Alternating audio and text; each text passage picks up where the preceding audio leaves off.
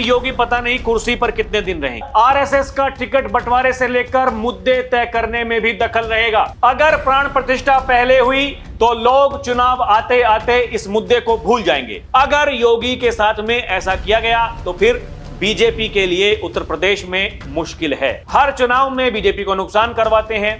आज भी बाबा जब वहां पर पहुंचे, भोकाल वहां पर बाबा का ऐसा था, जय श्री राम के नारे, और सब लोग एकदम अरे देखिए बाबा जी आ गए। ये पहचान है उत्तर प्रदेश की। 70,000 करोड़ का रिवेन्यू सरप्लस उत्तर प्रदेश के पास में है। लखनऊ की एक बंद कमरे वाली बैठक और उससे निकला एक ऐसा संदेश जो सिर्फ प्रदेश में नहीं बल्कि दिल्ली तक सुना गया। 2027 की लड़ाई को लेकर यूपी में अब कोई भ्रम नहीं छोड़ा गया है। नेतृत्व तय है, चेहरा तय है, और जो सवाल उठाएगा उसे सिस्टम खुद अलग खड़ा कर देगा। मैसेज छोटा है लेकिन इसमें वजन बहुत है। यूपी का 2027 में होने वाला विधानसभा चुनाव सीएम योगी आदित्यनाथ के नेतृत्व में लड़ा जाएगा। उनके नेतृत्व पर जो सवाल उठाएगा उसे बागी समझा जाएगा। यह मैसेज सिर्फ राज्य नहीं, राष्ट्रीय नेतृत्व के लिए भी है। राष्ट्रीय स्वयंसेवक संघ यानी आरएसएस का यह मैसेज बीजेपी लीडरशिप के लिए है। दर्शकों नमस्कार, डीएनपी इंडिया में आपका स्वागत है। मैं हूं आपके साथ राहुल चौधरी। 2 दिसंबर को लखनऊ में आरएसएस और बीजेपी की मीटिंग थी। खबरें हैं कि इस बैठक में उठे मुद्दे और मैसेज दोनों आरएसएस ने तय किए। बैठक में मुहर लग गई कि यूपी में योगी ही चेहरा है और आरएसएस का टिकट बंटवारे से लेकर मुद्दे तय करने में भी दखल रहेगा। यह मैसेज भी दिया गया कि लोकसभा चुनाव की तरह बीजेपी और आरएसएस के बीच मतभेद नहीं है। इस मीटिंग से पहले 24 नवंबर 2025 को आरएसएस चीफ मोहन भागवत और सीएम योगी आदित्यनाथ अयोध्या में मिले थे। पहले लखनऊ के आरएसएस कार्यालय में बैठक हुई। करीब 3 घंटे चली इस मीटिंग में संगठन मंत्री बीएल संतोष, सह सर कार्यवाह अरुण कुमार और बीजेपी के प्रदेश अध्यक्ष भूपेंद्र सिंह चौधरी मौजूद थे। इसके बाद एक बैठक बीजेपी ऑफिस में हुई। इसमें योगी आदित्यनाथ और यूपी के दोनों डिप्टी सीएम केशव प्रसाद मौर्य और ब्रजेश पाठक भी मौजूद थे। यह मीटिंग करीब 1.25 घंटे चली। इस मीटिंग में आरएसएस ने 3 बड़े मैसेज दिए। पहला, मीटिंग में साफ कर दिया कि यूपी चुनाव की बागडोर पूरी तरह पार्टी के हाथों में नहीं दी जाएगी, यानी विधानसभा चुनाव में आरएसएस की बड़ी भूमिका होगी। रणनीति से लेकर फैसलों तक में उसकी भूमिका रहेगी। दरअसल 2022 का विधानसभा चुनाव पार्टी ने योगी आदित्यनाथ के चेहरे पर लड़ा था। इस पर पार्टी के अंदर सवाल उठे थे। उस वक्त कई नाम सीएम की रेस में आ गए थे। इसका असर यह हुआ कि 2017 के मुकाबले बीजेपी की 57 सीटें घट गईं। पार्टी ने 2017 में 312 सीटें जीती थी, जो 2022 में 255 रह गई। इस खींचतान का असर 2024 के चुनाव में भी दिखाई दिया। 2019 के लोकसभा चुनाव में बीजेपी को यूपी में 62 सीटें मिली थी। 2024 में यह घटकर 33 रह गईं। इसलिए आरएसएस ने चुनाव से करीब 1.5 साल पहले ही यूपी में नेतृत्व को लेकर किसी भी तरह का असमंजस पालने वालों को संदेश दे दिया है। आरएसएस की तरफ से मैसेज दिया गया है कि 2022 जैसी स्थिति दोबारा मंजूर नहीं है। योगी के नेतृत्व पर उंगली उठाने वालों को बागी समझा जाएगा और पार्टी में जल्द ही बड़े बदलाव किए जाएंगे। मतलब साफ है कि योगी के खिलाफ माहौल बनाने वालों को बाहर का रास्ता दिखाया जाएगा और कुछ नए चेहरे शामिल होंगे। यह भी कहा गया कि यह मैसेज सिर्फ बैठक तक सीमित ना रहे, इसे आम लोगों और पार्टी के कार्यकर्ताओं तक पहुंचाना है। दूसरा बड़ा मैसेज पार्टी हाईकमान के लिए था। आरएसएस की तरफ से कहा गया कि बीजेपी के राष्ट्रीय स्तर के नेता भी योगी पर कोई बयान ना दें और ना ही विवादित खबरों को हवा दें। लोगों और विपक्ष के बीच यह संदेश पूरी ताकत के साथ पहुंचाया जाए कि योगी और गृह मंत्री अमित शाह या पीएम मोदी में मनमुटाव की खबरों का कोई आधार नहीं है। आरएसएस ने यह साफ कर दिया कि योगी ही उसकी पहली पसंद है, चाहे चुनावों में टिकटों का बंटवारा हो या नए प्रदेश अध्यक्ष का चुनाव। योगी की राय लिए बिना कोई फैसला नहीं होगा। तीसरा अहम मुद्दा सीधे चुनाव से जुड़ा है। बैठक में यह तय हुआ कि 2026 में यूपी में हिंदूवादी संगठनों और साधु संतों का बड़ा सम्मेलन किया जाएगा। इसमें देश भर के साधु संतों और हिंदूवादी संगठनों को बुलाया जाएगा। इसमें आरएसएस के पदाधिकारी और बीजेपी के राष्ट्रीय स्तर के नेता शामिल होंगे। इसका मकसद हिंदुओं को एकता का संदेश देना है। दर्शकों, इससे पहले 24 नवंबर 2025 को आरएसएस चीफ मोहन भागवत अयोध्या में थे। वे गुरु तेग बहादुर सिंह के 350वें शहादत दिवस समारोह में शामिल होने आए थे। अचानक दोपहर में दर्शन के लिए राम मंदिर पहुंच गए। इसी दिन सीएम योगी आदित्यनाथ भी अयोध्या में थे। वे राम मंदिर में ध्वजारोहण समारोह की तैयारियां देखने गए थे। शाम करीब 7 बजे योगी सीधे आरएसएस कार्यालय पहुंचे और मोहन भागवत से मिले। योगी भागवत ने पूरे टाइम अकेले में बात की। यह सरप्राइज मीटिंग करीब 1.5 घंटे तक चली। यह मीटिंग उस वक्त हुई जब बीजेपी यूपी में नए अध्यक्ष और कैबिनेट में विस्तार की तैयारी कर रही थी। बिहार चुनाव में आरएसएस के करीब करीब सारे प्रयोग सफल रहे।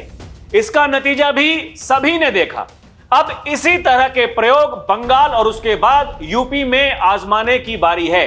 योगी और भागवत जब जब मिले हैं, यूपी में सरकार के फैसलों पर इसका असर सीधा दिखाई दिया है।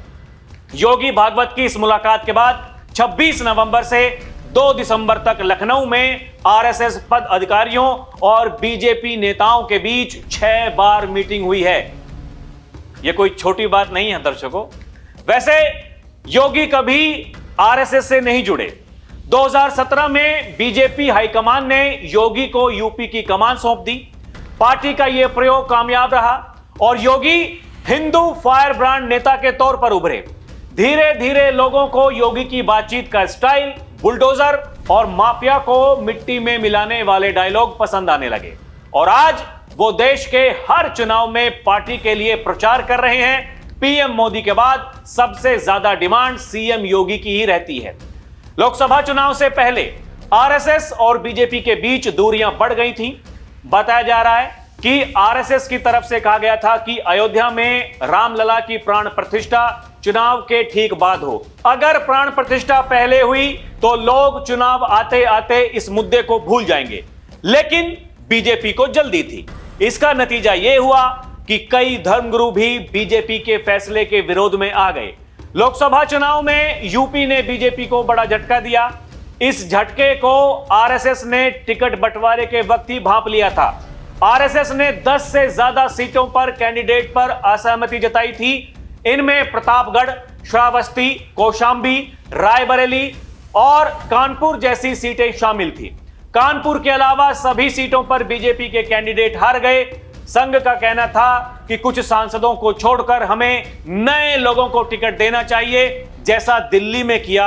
हालांकि टिकट बंटवारे के वक्त बीजेपी ने नहीं मानी और नुकसान ऐसा हुआ कि 400 पार का नारा देने वाली बीजेपी 240 पर सिमट गई। हालांकि दर्शकों, यह भी एकदम साफ है कि 2024 का जो लोकसभा चुनाव था, बीजेपी को जो उत्तर प्रदेश में नुकसान हुआ उसके बहुतेरे कारण थे। एक बड़ा वर्ग ऐसा था जिसने लगातार ये नैरेटिव चलाया कि अगर बीजेपी की 400 से ज्यादा सीटें आ गई तो फिर योगी आदित्यनाथ को मुख्यमंत्री पद से हटा देंगे। लेकिन उन्हें यह नहीं मालूम योगी आदित्यनाथ अब कितने लोगों की पसंद बन चुके हैं। क्योंकि देखिए, एक बड़ा गैंग ऐसा है जिसको बार बार ये सपने आते हैं या फिर वो जानबूझकर ऐसा करते हैं। वो यही कहते हैं, कभी कहेंगे देखिए पार्टी आलाकमान की आपस में नहीं बन रही है, मतलब लखनऊ और जो दिल्ली वाले हैं उनकी नहीं बन रही है। इसके अलावा वो ये भी कहते हैं कि योगी पता नहीं कुर्सी पर कितने दिन रहेंगे। अब भी प्रदेश का अध्यक्ष चुना जाना है और लगभग सारी औपचारिकता पूरी कर ली गई है। पंकज चौधरी बताया जा रहा है कि नए अध्यक्ष होंगे, क्योंकि जब उनका नामांकन होने वाला था खुद सीएम योगी, दोनों डिप्टी सीएम और जो बीजेपी के बड़े बड़े नेता थे वहां पर पहुंचे और उनके जो प्रस्तावक हैं उनमें सबसे पहला नाम योगी आदित्यनाथ का था। लेकिन खबरें ये चलाई गई और ये बताया गया कि जो प्रदेश अध्यक्ष चुना जा रहा है उससे योगी आदित्यनाथ खुश नहीं है। और कल एक बैठक हुई थी जिसमें योगी आदित्यनाथ नहीं पहुंचे। बहुत सारे जो बुद्धिजीवी हैं, देखिए बुद्धिजीवी उनको लगता है वो हैं, लेकिन हमें ऐसा लगता है कि वो तथाकथित बुद्धिजीवी हैं, क्योंकि हर बार गलत साबित होते हैं। हर बार हर चुनाव में बीजेपी को नुकसान करवाते हैं। योगी की कुर्सी हफ्ते भर में, कभी 15 दिन में, ज्यादा से ज्यादा 1 महीने में चली गई होती है। लेकिन कहां है बाबा? आज भी बाबा जब वहां पर पहुंचे, भोकाल वहां पर बाबा का ऐसा था, जय श्री राम के नारे, और सब लोग एकदम अरे देखिए बाबा जी आ गए। तो बाबा बाबा हैं, योगी योगी हैं। योगी हर कोई नहीं बन सकता। देखिए दर्शकों, समझने की बात यह है कि जो दिल्ली वाले नेताजी हैं उन्हें कोई दिक्कत है नहीं। उन्हें पता है कि यूपी में बाबा से बड़ा चेहरा तुम्हारे पास में नहीं है। लेकिन ये जो कुछ लोग हैं जिनको समय समय पर सपने आते हैं कि हमें भी मुख्यमंत्री बनना है, दिक्कत उनके साथ में है। अब जो उनके समर्थक हैं, उनके सहयोगी हैं, उन्हें करीबी हैं, वो उन्हें बता देते हैं कि अरे देखिए ये तो यहां पर ऐसे होने वाला है, अब अगर आप ये कहेंगे, ये कर देंगे तो फिर ऐसा हो जाएगा। मतलब समय समय पर देखिए परिस्थितियां बदलती रहती हैं। लेकिन समझने वाली बात यह है, एक चेहरा ऐसा है बीजेपी के पास में जिसकी कोई काट नहीं है। आप कहीं भी चले जाइए, योगी आदित्यनाथ के चेहरे के लिए हर कोई इंसान ये कहता है कि बीजेपी के पास में, उत्तर प्रदेश में खासकर, उससे बड़ा चेहरा कोई नहीं है। और अगर आप केंद्रीय स्तर की बात करें तो दर्शकों, क्या ये किसी से छुपा हुआ है क्या? प्रधानमंत्री नरेंद्र मोदी की जितनी डिमांड होती है चुनाव प्रचार में, उतनी ही डिमांड योगी आदित्यनाथ की भी रहती है। लोग ये कहते हैं कि अगर प्रधानमंत्री नहीं आ सकते तो योगी जी को भेज दीजिए, भाई हम चुनाव जीत जाएंगे।